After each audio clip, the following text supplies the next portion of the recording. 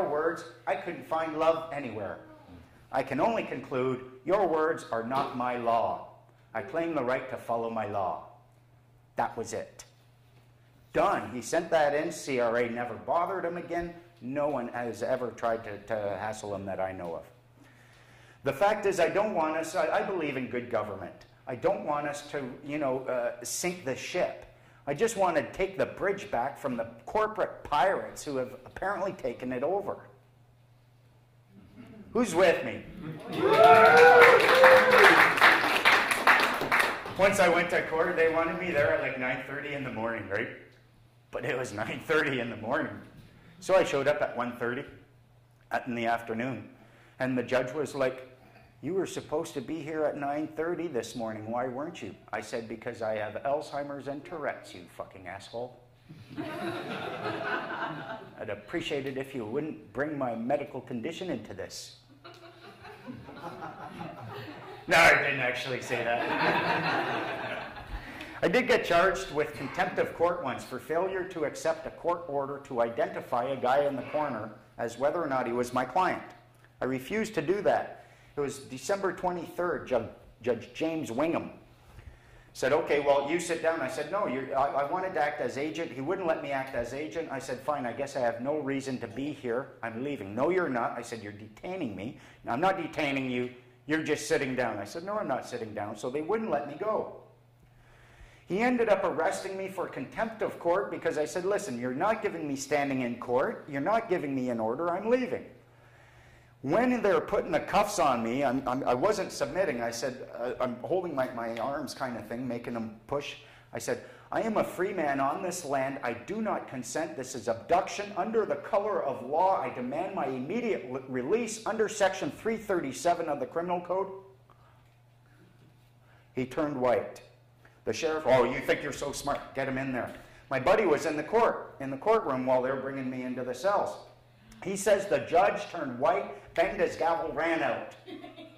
He was back there. I was back in front of him. 40 minutes later, he had threatened to keep me in prison over the Christmas holidays. I was like, that is going to result in so much. They sent a public defender. Do you need a public defender? No, but that fucking judge is. You tell him, Section 337. Section 337 states that if you have the right to demand something, if there is somebody who has something of yours which you have a right to demand, and they have it by virtue of the fact that they have been hired by either federal, provincial, or municipal corporation, they're acting as an agent, you demand it, and they fail to return it to you, and this is where the security of the person comes in, they are liable for imprisonment for 14 years. I was back in front of that judge 14 minutes later, or 45 minutes later. I had told the prosecutor or the attorney, I said, you go tell that judge I'm sorry for what I'm going to have to do to him. He went and told the judge, he says he's sorry. Okay, bring him back. So the judge says, I understand Mr. Menard said that he was sorry, and I accept his apology, and he wouldn't look at me. He's shaking, literally like this. And have a good day, you can pick up your stuff and then get out. And I said, no, I'm going right out this way. There was a thing there, I'm going out this way. No, you're not. I tried to go out that way, then I figured, this is going to be more, I didn't want to fight the sheriff. So I said, okay, fine, I'll go out that way, went through the tombs. They didn't like me wearing my headdress. One of the sheriffs, when he took me off, when he's taking me down, he says, so why do you even wear your headdress? I said, well, if you want to read the Bible, there's a certain section in there about the armor of God. Personally, what it does is it forces me to think. I'm constantly reminded, you got a brain, use it. It's kind of like, it reminds me of one day when I was crossing the street with my dad, and he had his hand on my head, and he'd go, look left, look right, good boy. So that's God's little hand on my head, look left, look right. So he's like, so why do you even wear your headdress? I said, well, I wear it for spiritual, religious reasons. Well, what's your religion? I said, well, I don't know, I guess kind of Christian. For the most part, if you really care. Judaistic foundation, Christian walls, Buddhist roof. But I broke out the window and I'm in the garden making mud pies and chasing butterflies. So I told him I'm Christian. He said, yeah, well, I'm Christian and I don't need to wear a headdress. I said, nice gun you got there. He didn't like that too much. So by the time I left, if you treat these people with respect, there is no sense whatsoever dealing with these people in an antagonistic fashion. They've got guns. You don't. You're not going to want to win that way. So they ended up, I showed them some of my movies, and they were like, oh, look, he wears his hat dress there too. He wears his hat there too. I said, dudes, I wear my hat all the time. So you weren't just wearing it to piss off the judge? No. So they gained respect by that. By the time I left, all of them were sitting around their computer watching bursting bubbles of government deception. And I'm pretty sure I planted a few seeds there as well. We do have the power to deal with these people if we're coming at them with the goodness that is in our heart. If you treat them with the dignity and compassion that all human beings are worthy of, they will respond to that. That's what I have found anyways.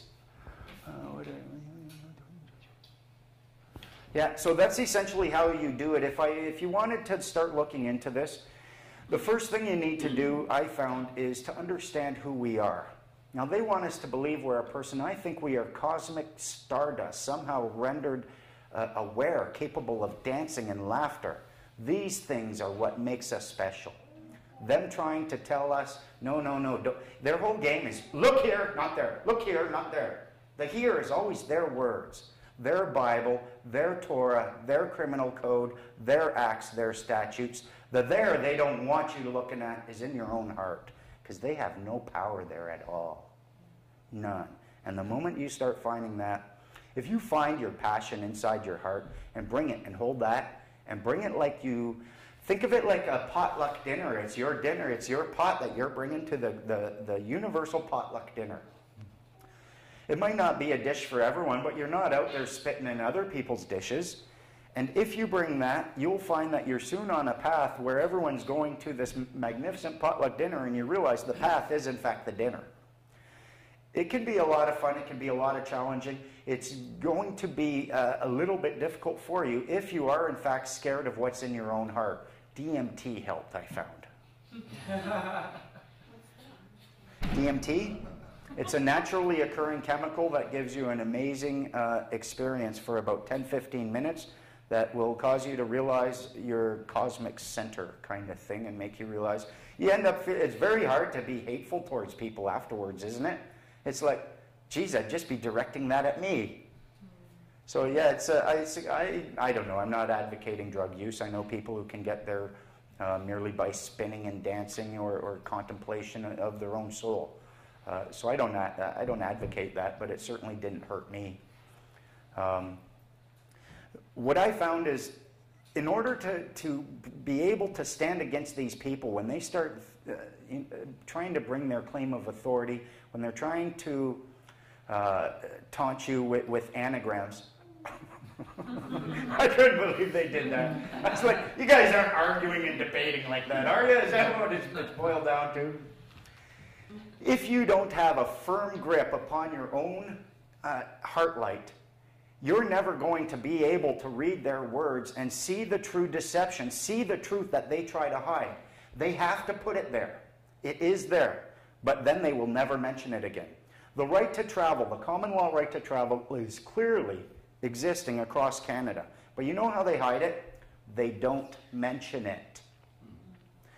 A Motor Vehicle Act, they want to claim that that act affects a previously existing right. Guess what, folks? You have to mention it. You can't point to an act, say this act didn't mention your right, therefore that right no longer exists. It does not work like that. So they don't mention it, they think it doesn't exist, but yet you still need positive affirmation somewhere that you can draw on and point to. Now in Canada, you have the right to point to any statute in any province. I know this is BC, but I can actually point to a similar Alberta statute in order to help the judge figure out the application of this statute here. In the Alberta one, they define vehicle. They define motor vehicle. They define motor vehicle documents, including the license, insurance, registration, all this stuff. And then they define private passenger vehicle as a vehicle that is not used for commerce on the highways. And then they never mention it again. They never say you need registration. They never say anything. It's clearly right there.